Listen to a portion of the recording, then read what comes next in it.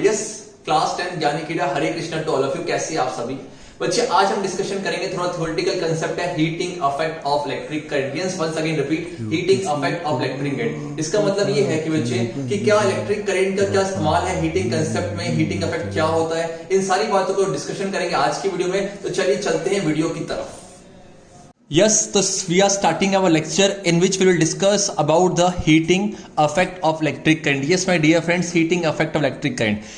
In the whole syllabus of class 10 बच्चे में दो इलेक्ट्रिक करंट के दो फेनोमेना डिस्कस करने हैं, जहां पर एक को बोलते हैं हीटिंग इफेक्ट इलेक्ट्रिक करंट जो पढ़ने वाले हैं, और आप एक पढ़ोगे magnetic effect of electric current जो कि हम नेक्स्ट चैप्टर में ग्रेट डिटेल में पढ़ने वाले हैं। अच्छा, आपने अक्सर नोटिस किया होगा जब भी किसी वायर में से, जब भी किसी वायर या किसी कंडक्टर में से या कोई भी इलेक्ट्रिकल डिवाइस से लंबे समय तक करंट को आप फ्लो करवाते हो तो आप देखो कुछ समय बाद ना वो हीटअप हो जाते हैं, वो गर्म हो जाते हैं। तो ऐसा क्यों होता है? और आपने देखा होगा अक्सर कि चार्जर है, आपका फ्रिज है, आपका रेफ्रिजरेटर हो गया, आपका टीवी हो गया, बहुत लंबे समय तक ऑपरेट करते समय उनमें कुछ हीट जनरेट होता है। तो क्वेश्चन ये आता है कि आपने दिया था इलेक्ट्रिकल एनर्जी, आपने दिया इलेक्ट्रिक करंट, तो हीट में कैसे कन्वर्ट हो गया?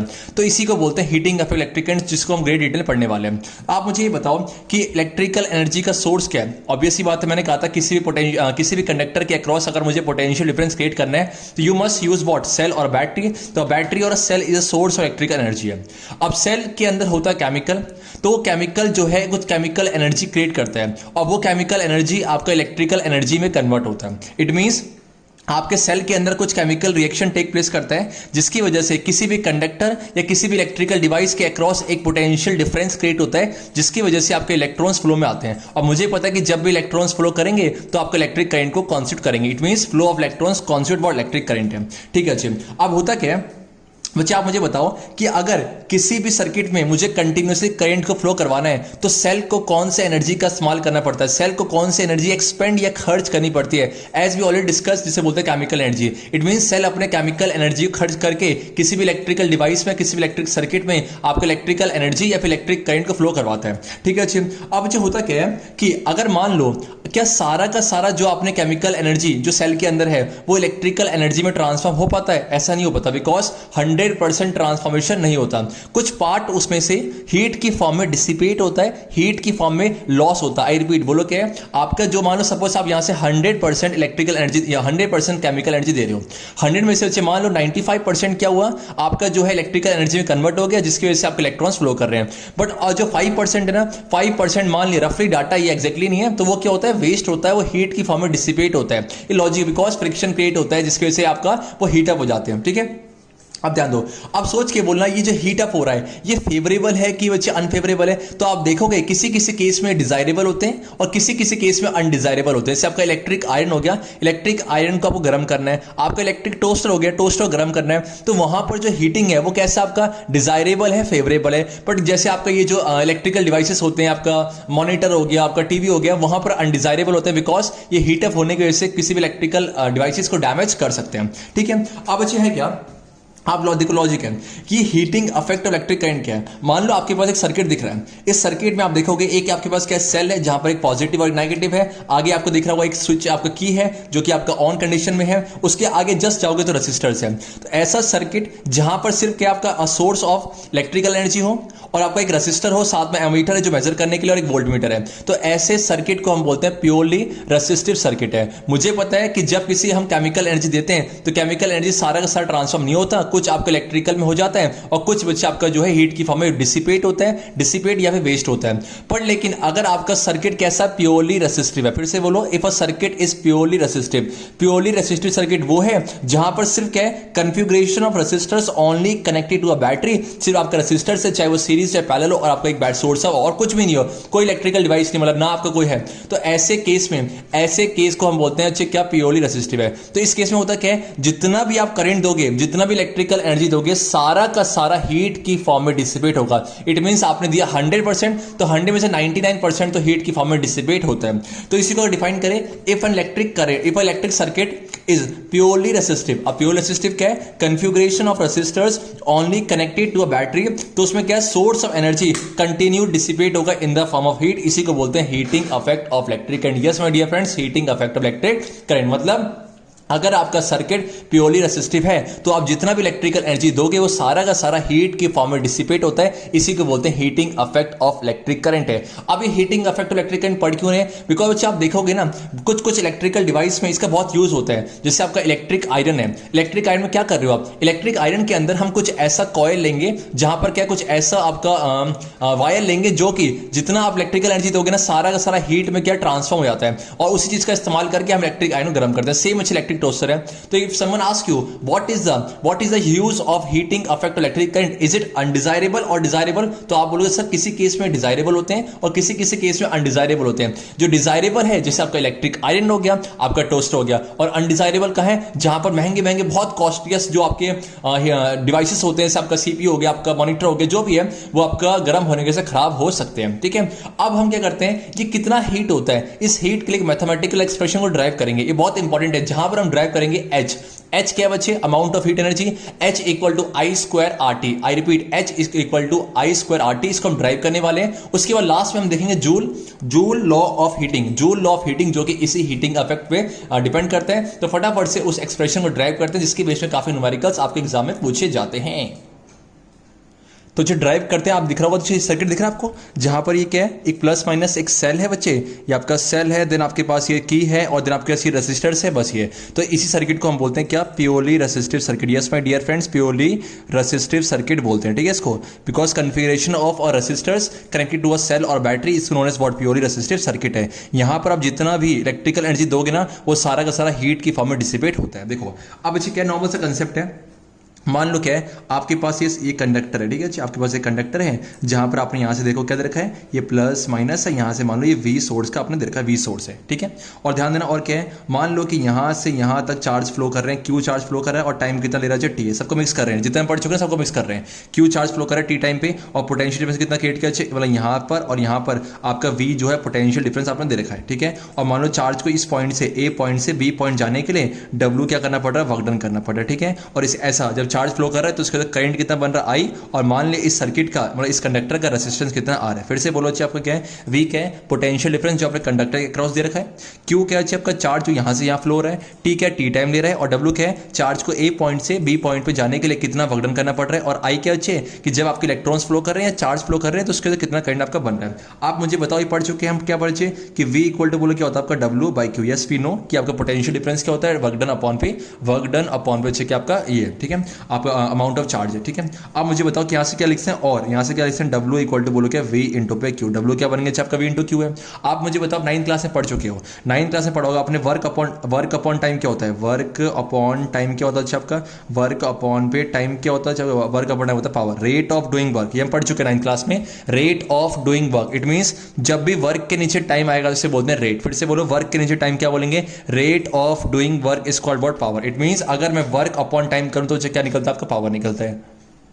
यस बच्चे, तो हमने क्या बोला? पावर क्या अच्छा आपका? पावर आपका होता है पावर इक्वल टू क्या? डब्ल्यू अपॉन पे टी होता है। यस ठीक है, और तो डब्ल्यू क्या अच्छा आपका? डब्ल्यू क्या निकाला अपना? V into Q. तो इसकी जगह बोलो क्या? वी इंटू पे क्यू अपॉन पे टी बन गया। फिर से बोलो क्या अच्छा आपका?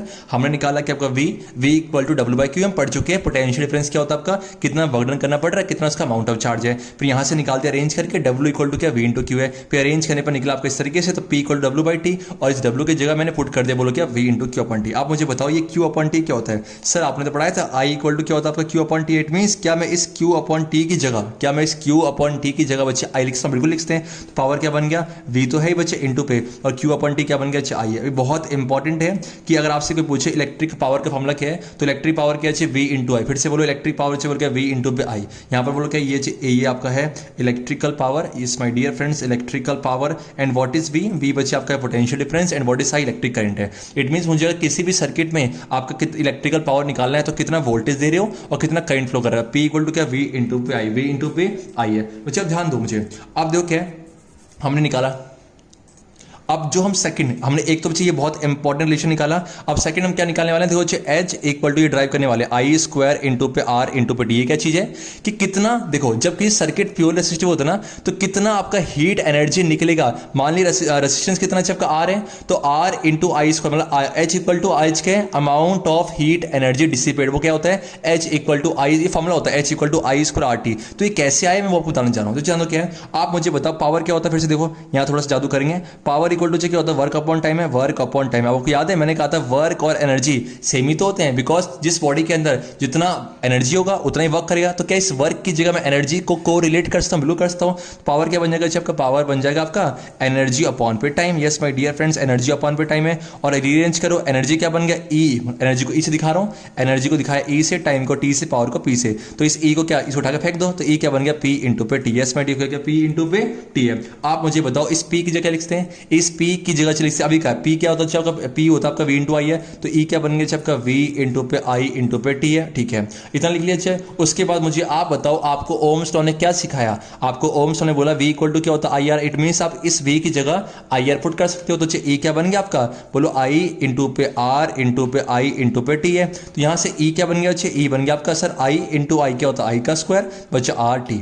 आप मुझे बताओ आपने निकाल दिया सर इलेक्ट्रिकल एनर्जी कितना है, आई स्क्वायर आर टी। फिर से बोलो, आपको ये बात स्टेप आया, ठीक है। आपने यहां से ये निकाला इतना आया, तो power equal to V into आया। उसके बाद मैंने कुछ नहीं करा, power equal to work upon time होता है। किसी बॉडी के अंदर कितना वर्क है उतनी एनर्जी होता है। इट मीन जितनी एनर्जी उतना वर्क, जितना वर्क उतना एनर्जी। इट मीन पावर के वर्क की जगह मैंने लिखा एनर्जी, फिर यहां से लेट करा और E equal to P into T. इस पी की जगह पुट किया वी इंटू आई, और वी इंटू आई था। उसके ओम्स लॉ ने सिखा रखा sir V equal to I R, और इस वी की जगह आई आर पुट करने को आपका आगे E equal to I square R T. मुझे आप बताओ अगर सर्किट प्योरली रेसिस्टिव होगा तो जितना इलेक्ट्रिकल एनर्जी देगा सारा का सारा हीट की फॉर्म में डिसिपेट होगा। फिर से बोलना, अगर सर्किट के आपका प्योरली रेसिस्टिव है, जितना यहां से इलेक्ट्रिकल एनर्जी देगा सारा का सारा हीट की फॉर्म में डिसिपेट होगा। मतलब जो इलेक्ट्रिकल एनर्जी है अगर ये प्योरली रेसिस्टिव हुआ तो सारा का सारा इलेक्ट्रिकल एनर्जी हीट की फॉर्म में निकलेगा।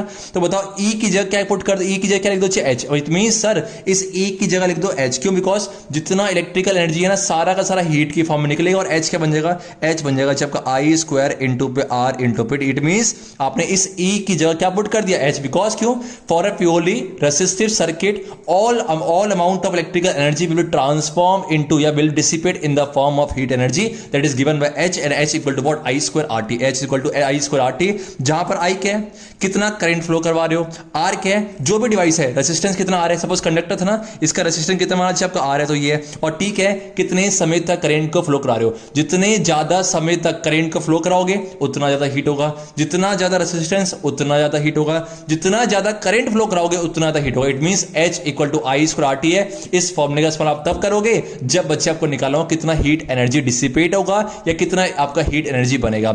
एक बना P equal to V into I, इसे कर लो डब्बा, इसे कर लो डब्बा, बिकॉज ये बहुत इंपॉर्टेंट है ये सेकंड आपका, ठीक है। और देखो कितनी बातें, एक बातें, दो बातें, तीन बातें। तीन में से कोई सी दो दे दो। यहां देखो एक बातें, दो बातें, तीन, चार। चार में से कोई सी भी तीन, अगर यहां तीन में से कोई सी भी दो दे दो और चार में से कोई सी तीन हम चौथी निकाल के रख देंगे। आप मुझे बताओ कि बच्चे पावर का एसआई यूनिट क्या होता है। हम पढ़ चुके हैं 9th क्लास में। एसआई यूनिट ऑफ पावर क्या होता है आपका, एसआई यूनिट ऑफ पावर बच्चे आपका होता है watt. Yes my dear friends, watt. And watt is denoted by the capital W. हम इस वॉट को दिखाते हैं डब्ल्यू से। सेम बच्चे एच क्या आपका, एच आपका हीट एनर्जी है। और एनर्जी की एसआई यूनिट क्या होती है आपका, जूल होती है। जूल होगा कब, जूल होगा जब आई को लोगे किस में, एम्पियर में, आर को लोगे ओम में, और टी को लोगे सेकंड में। तो हम यहां से दो एक्सप्रेशन आपका ड्राइव करें, ठीक है। अब बच्चे देखो क्या है, इसी H equal to I square R T, यहां से एक लॉ निकालेंगे जिसे हम बोलते हैं Joule laws of heating. Joule law of heating है, उसको देखते हैं फिर आपका टॉपिक खत्म होगा। बच्चे आप मुझे बताओ अगर मैं एक्सप्रेशन की बात करूं, H equal to what, I square into R into T है। आपको याद है मैंने कहा था एक होता है डायरेक्टली प्रोपोर्शनल और एक होता है इनवर्सली प्रोपोर्शनल। जब सामने सामने पैरामीटर होते हैं, यहां पर क्या H के सामने आई है, H के सामने आर है, H के सामने टी है। और लॉजिकली सोचो, जितने ज्यादा समय तक आप करंट को फ्लो कराओगे आपका हीट एनर्जी क्या होना चाहिए, बढ़ना चाहिए। इट मींस सर अगर टी को इंक्रीज करोगे ना, अगर जितने ज्यादा समय को टाइम को इंक्रीज करोगे तो आपका हीट एनर्जी क्या होगा, इंक्रीज होगा। इट मींस सर इसको बढ़ा रहे हो, ये भी क्या हो रहा है, बढ़ रहा है। तो जब भी कोई दो पैरामीटर्स, दो आपकी क्वांटिटीज इस तरीके से कनेक्टेड होते हैं कि एक को बढ़ा रहे हो दूसरा भी क्या हो रहा है, बढ़ रहा है, तो इसको बोलते हैं directly proportional. Yes my dear friends, and H is directly proportional to what, T, ठीक है। सेकंड, अगर बच्चे मान लो किसी एक सर्किट में से 2 एम्पियर करंट को फ्लो करवाया और सेकंड सर्किट से कराए 4 एम्पियर, जितना ज्यादा करंट है ना उतना ज्यादा हीट बनेगा। इट मींस सर आप आई को बढ़ा रहे हो ना, आप क्या इलेक्ट्रिक करंट को बढ़ा रहे हो तो आपका हीट एनर्जी भी क्या होगा, बढ़ेगा। इसका मतलब H एंड I भी कैसे हैं बच्चे, directly proportional to each other है।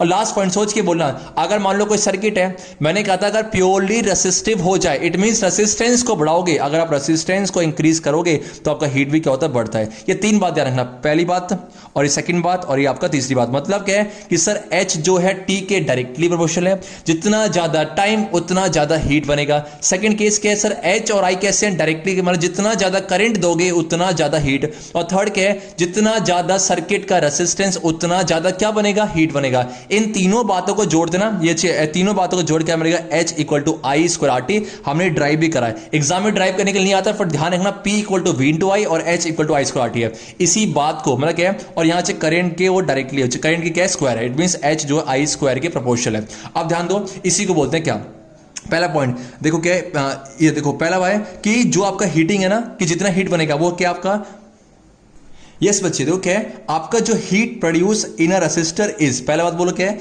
Directly proportional to the square of current for a given resistance, square of current, it means H is directly proportional to what, I square.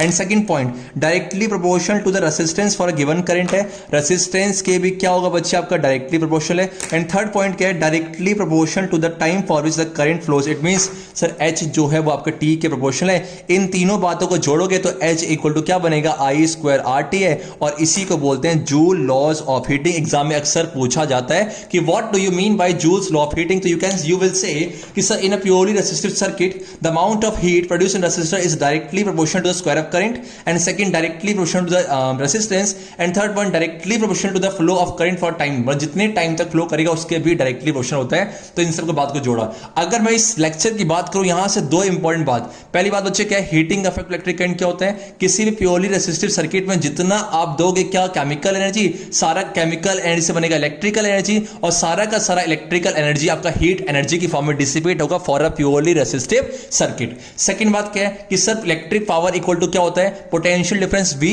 Into electric current I। ठीक है, third क्या सीखा, किसी भी circuit में कितना heat energy dissipate होगा उसका हम मैथमेटिकल एक्सप्रेशन निकालने के बाद एक फॉर्मूला क्रिएट किया, इसको कहते हैं H equal to I square R T है, और H equal to I square R T से हमने तीन बातें निकाली, और उसी तीन बातों को अगर आप जोड़ दोगे तो क्या बनेगा, जूल्स लॉ ऑफ हीटिंग है। तीनों इंपॉर्टेंट बातें हैं। ठीक है, तो यहां से नेक्स्ट वीडियो में डिस्कशन करेंगे दो, देखो एक क्या आपका H square equal to I square R T इसके बेस में, और P equal to V into I है, और इस इलेक्ट्रिक पावर को थोड़ा मैं और डिफाइन करूंगा। जो नेक्स्ट वीडियो आएगी वहां पर इसके बेस में न्यूमेरिकल्स करेंगे, और उसके जो नेक्स्ट आएगी जो इलेक्ट्रिक पावर को थोड़ा सा और इंट्रोड्यूस करेंगे, फिर आपका लगभग चैप्टर खत्म हो जाएगा उसका एक्सरसाइज और इंडेक्स के क्वेश्चन से। मिलते हैं आपसे नेक्स्ट वीडियो में, तब तक के लिए हरे हरे कृष्णा। तो कैसा रहा आज का सेशन जहां डिस्कशन किया heating effect of electric current, जहां पर हमने दो फॉर्मूले सीखे बच्चे, एक होता P equal to V into I, और second H equal to I square R T. इसके बेस में हम सॉल्व करेंगे न्यूमेरिकल्स नेक्स्ट वीडियो में। मिलते हैं आपसे नेक्स्ट वीडियो में, तब तक के लिए हरे कृष्णा।